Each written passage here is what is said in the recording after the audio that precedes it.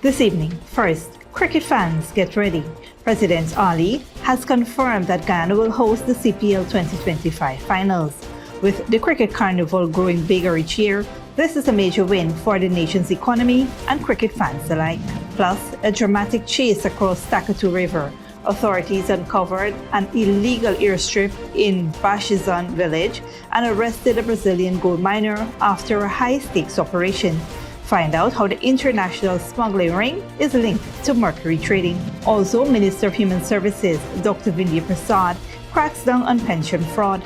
Hear her stern warning and actions being taken to protect the elderly from fake pension books. It's been over a week since Joshua David's abduction, and his family is still searching for answers. As 2 suspects are charged, the police intensify their efforts to bring him home. We'll have the latest updates on this unfolding case.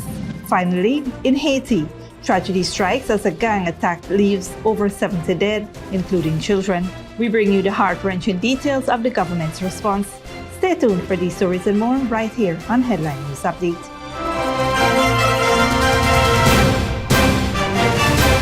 Welcome to this broadcast of Channel 2's Headline News Update for October 7, 2024. I am Bibi Bacchus. Thank you for joining us. First up, Minister of Human Services and Social Security, Dr. Vindhya Prasad, has issued a strong warning against the use of fake and unauthorized pension books, stating that the Ghana Police Force is investigating the issue. During an outreach in Region 6, Minister Prasad emphasized the seriousness of the matter and warned that anyone found involved in the pension fraud would face legal action. The fake booklets, which lack the security features and colors of the official documents, have been identified at various payment facilities. The Ministry of Human Services has provided all relevant evidence to the police and urged staff and the Ghana Post Office Corporation and other payment venues to remain vigilant. Minister Prasad reminded the public that genuine pension booklets are distributed only through designated offices nationwide and encourage senior citizens to use secure payments options like banks and mobile money Guyana. In other news, exciting news for cricket fans as President Irfan Ali announces major development for future CPL finals. More from Malcolm Carter.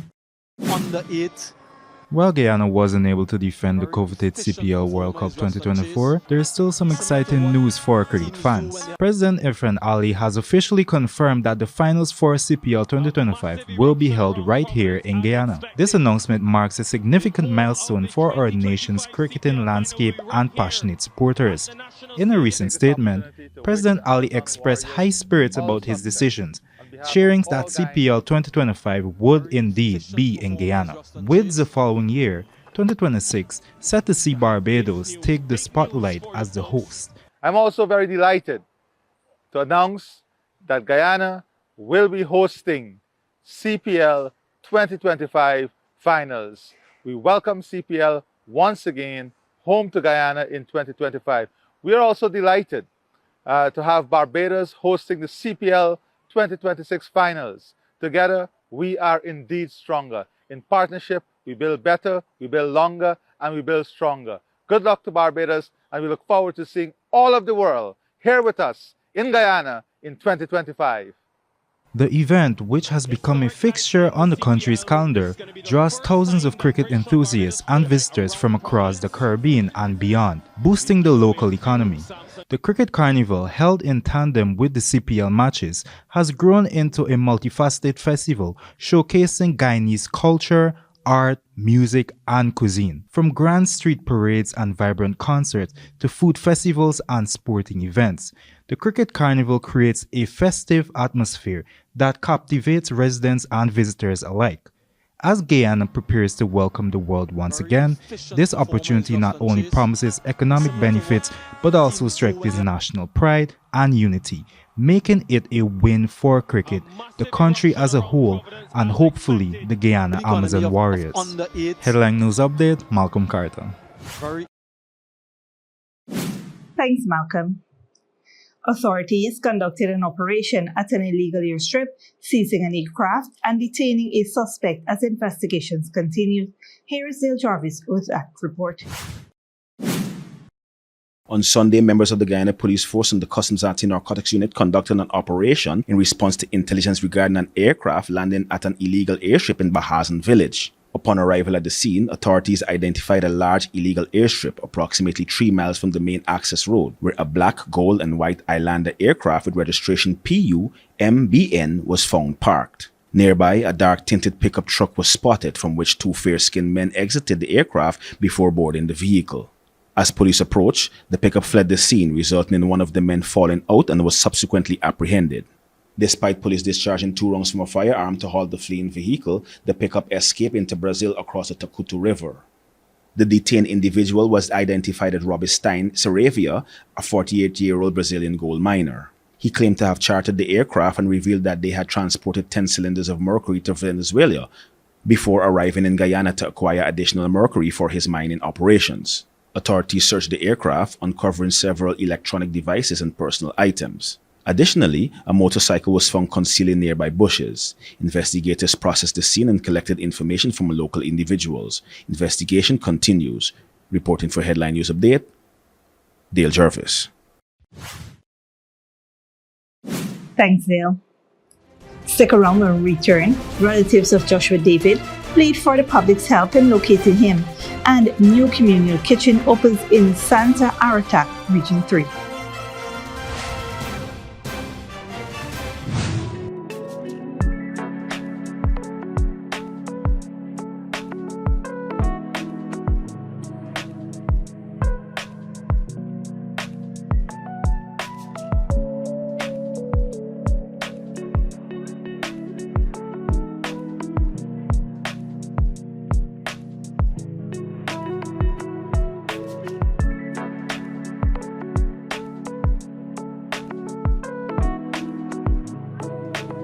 Good girl forget things.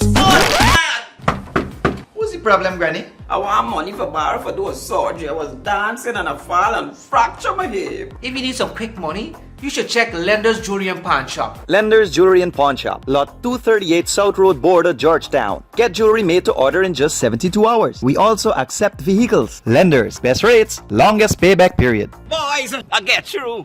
Plus, I could dance again. Lender's Jewelry and Pawn Shop.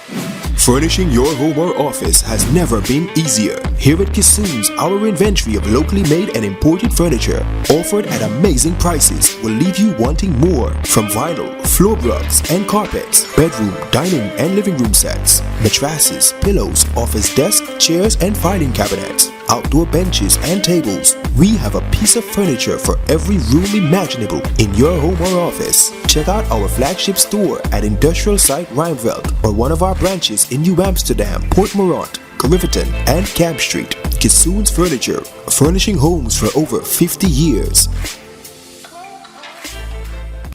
Sneakily with a gift of sight from Modern Optical Services. Let our professional team examine and prescribe what's best for your eyes. Common smiles make fashionable faces. See us for a full line of optical services, including brand name and prescription eyewear.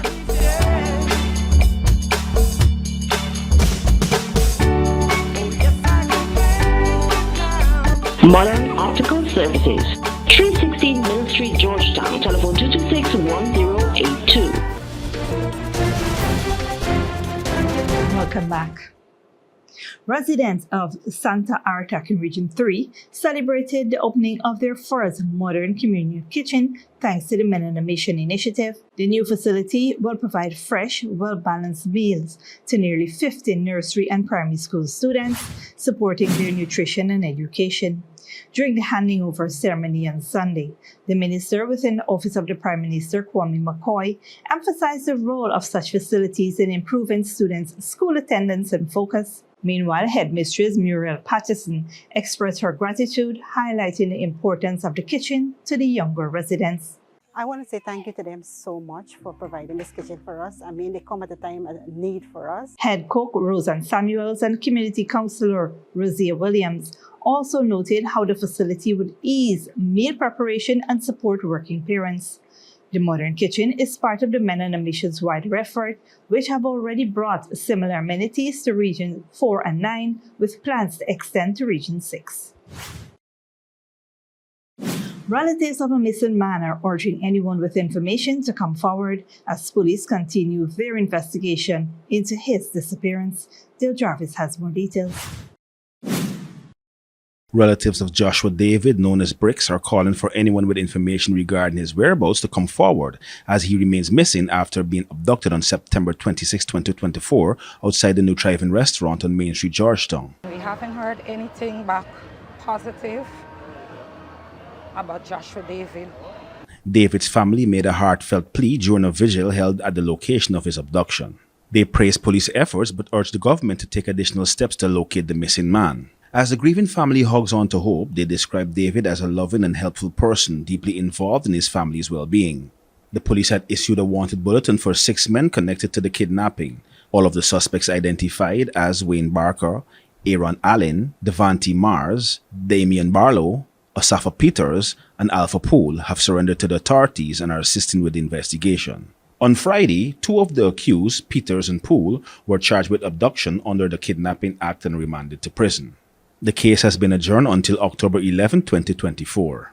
Efforts by the police, including the search of the Annandale Backlands using drones, have so far been unsuccessful in locating David. The police have assured the public that they are pursuing all leads to find Joshua David.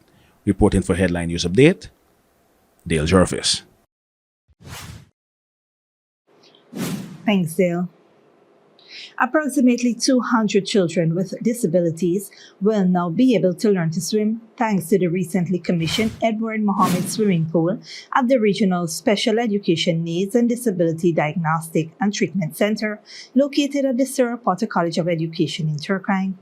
The pool, commissioned on Saturday, was made possible through a generous donation by Trinidadian businessman and philanthropist Teddy Mohammed, owner of the Mohammed Bookstores Associates Limited in Trinidad. During the commissioning ceremony, Minister of Education Priya Manik Chan emphasized the significance of the initiative, highlighting its role in enhancing the holistic development of differently abled children. Minister Manik Chan announced plans to replicate this initiative in Region 3, 5, and 10, and stressed the importance of having trained personnel such as lifeguards to ensure the children's safety.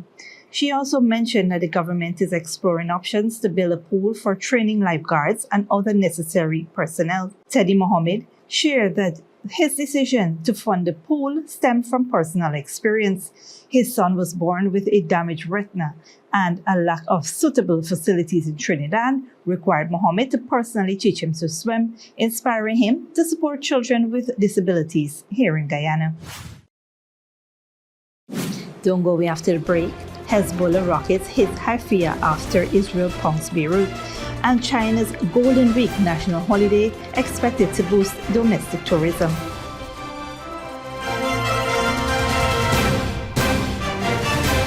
Good girl forget things.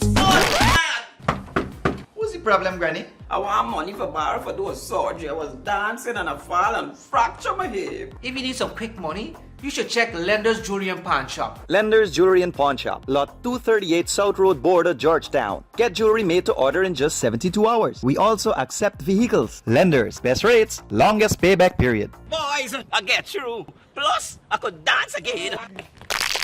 Lender's Jewelry and Pawn Shop.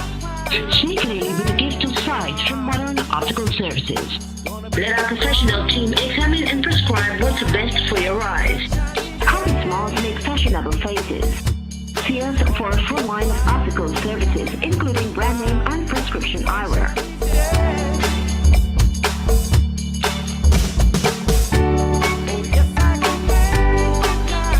Modern Optical Services, 316 Middle Street, Georgetown. Telephone 226-1082. Furnishing your home or office has never been easier. Here at Kissoon's, our inventory of locally made and imported furniture, offered at amazing prices, will leave you wanting more. From vinyl, floor rugs and carpets, bedroom, dining and living room sets, mattresses, pillows, office desk, chairs and filing cabinets, outdoor benches and tables. We have a piece of furniture for every room imaginable in your home or office. Check out our flagship store at Industrial Site Rijnveld or one of our branches in New Amsterdam, Port Morant, Riverton and Camp Street. Kissoon's Furniture, furnishing homes for over 50 years.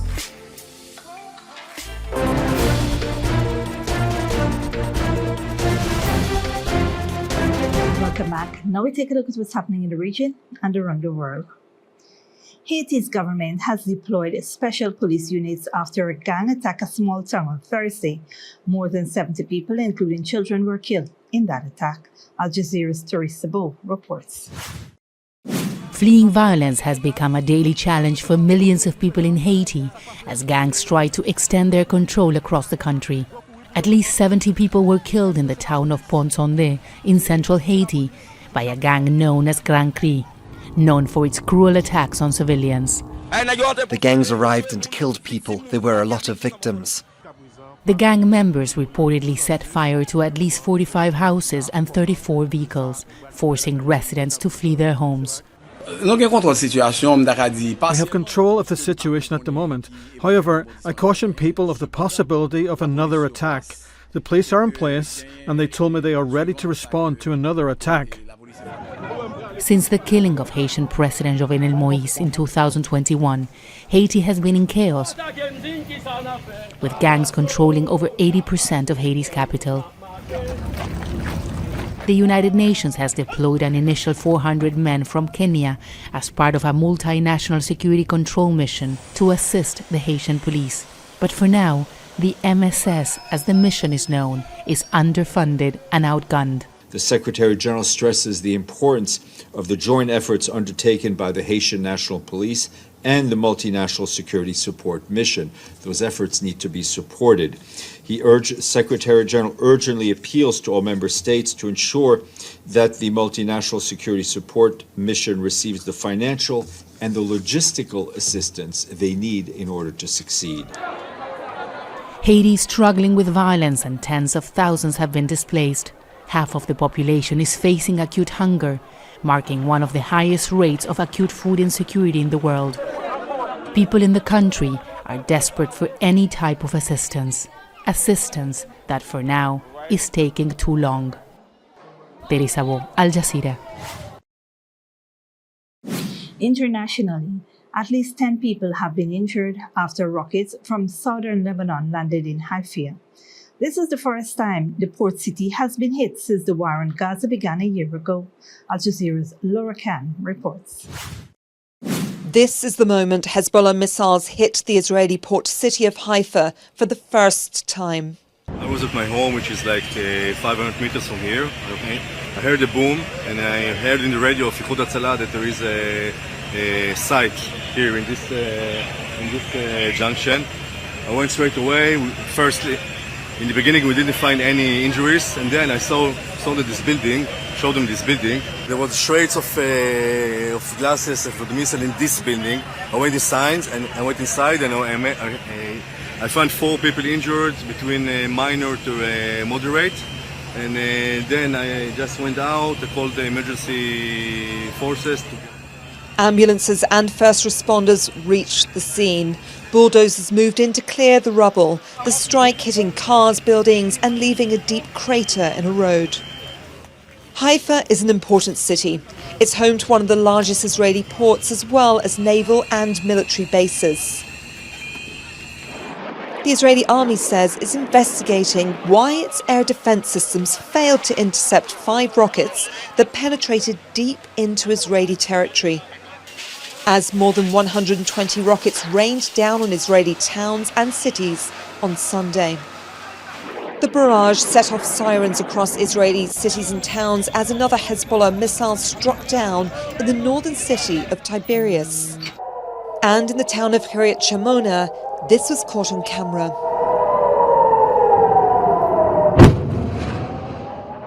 This is a strike in the heart of Israel. I would say, it's one stage lower than hitting Tel Aviv.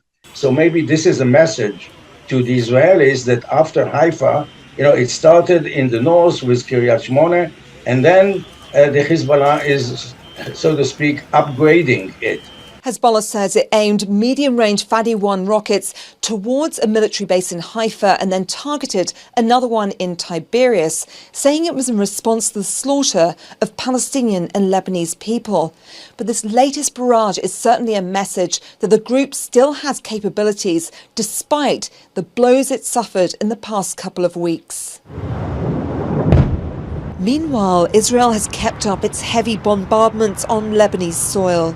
Massive explosions have rocked the southern suburb of the capital Beirut on Monday, as Israel said it struck a Hezbollah weapons facility. They joined days of massive airstrikes of what were up until a fortnight ago densely packed neighbourhoods. Laura Khan for Al Jazeera, Beirut. Finally, China's week-long national holiday is expected to break pre-pandemic records for domestic travel, but many tourists will be doing it on a budget. Al Jazeera's Tony Cheng reports. What better way to celebrate China's national holiday than a trip to the Great Wall? Tens of thousands of domestic tourists climb up the steep walkways at Badaling. But while everyone is still keen to enjoy the week-long vacation, the buzzword this year is low cost. The economy is not good. It's even harder for me to make money, so I'm spending less. Yes, I want to save money, even though we're traveling. I'm booking cheaper flights, cheaper hotels, and doing less shopping. The Bank of China delivered an early holiday gift at the end of last month. Stimulus measures, including funding and interest rate cuts to boost business and consumer spending. China's markets reacted positively. In the days leading up to October the 1st, they rose 20%. The biggest jump in 16 years. But long-term concerns remain regarding the slowdown of economic growth and a faltering real estate market with debts of more than $7 trillion. The road ahead will not be smooth. There will definitely be difficulties and obstacles, and we may encounter major tests such as high winds and rough seas, or even stormy waves. Some of those waves have already hit. The renewal of trade tariffs on products like Chinese electric vehicles by the United States and other major trading blocs points to slowing exports. And bullish talk about relying on domestic strength may not be enough. The Great Wall was built to keep China protected from the outside world. Today, however, China is a fundamental part of the global economy and can't afford to keep itself isolated. But this holiday is about celebrating the achievements of the last 75 years. And many see the stock market boost as the first steps. This brings us to the end of the regional and global news coverage. Up next is the 3-day weather forecast.